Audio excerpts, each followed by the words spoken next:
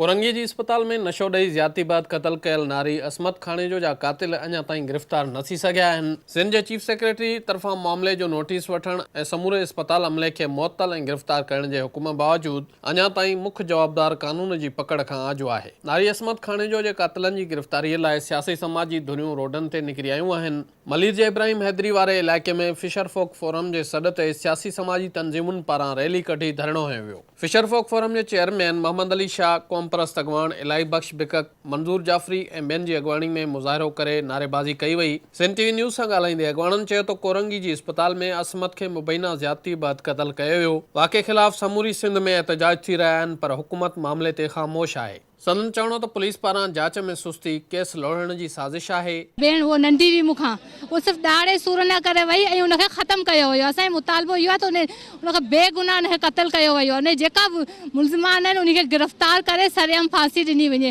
उनखे बेल छो ॾिनी वई आहे?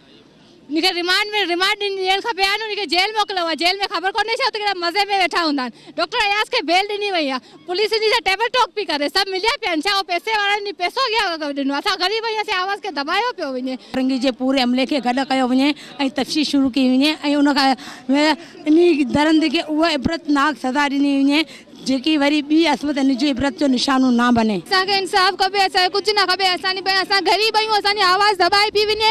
असांजो पैसो कोन्हे तॾहिं असांखे छा लाइ इंसाफ़ नथो मिले? असांजी भेण खे इंसाफ़ खपे। असांजो मुतालबो इहो त कातिलनि खे फौरी गिरफ़्तार कयो वञे ऐं उनखे सरेआम फांसी ॾिनी वञे। चीफ जस्टिस ऑफ सिंध खे आउं गुज़ारिश कंदुसि त पाण मुराद नोटिस वठंदे ही इब्राहिम हैदरी जी नियाणी सां इंसाफ़ जो तक़ाज़ो पूरो करण जे लाइ सॼी जेको आहे सो कुरंगी हॉस्पिटल जेकी हिकिड़ी लीसानी तंज़ीम जे अंडर कमु करे रही आहे, उन्हनि खे जेको आहे सो मुअत्तल करे MS समेत समूरनि खे MS समेत उन्हनि खे गिरफ़्तार करे उन जे ख़िलाफ़ जेको आहे सो दहशतगर्दी जे कोर्ट में केस हलायो वञे।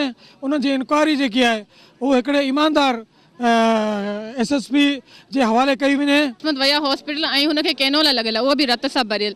त हॉस्पिटल वारो अमलो चवे थो पहिरीं त असांजी हिन पेशेंट जी का बि हिस्ट्री असां वटि न आहे। असांजी नियाणियुनि खे मतिलबु ईअं निंदण को करे उहो मारनि था। सिंध सरकार खे घुर्जे त असमत खानेजो वारे वाक़े जी शफ़ाफ़ जांच कराए अहिड़े कुदे अमल में मुलविस जवाबदारनि खे कानून मूजिबि सख़्तु सज़ा ॾिनी वञे त जीअं ॿीहर अहिड़नि वाक़िअनि खां बची सघिजे।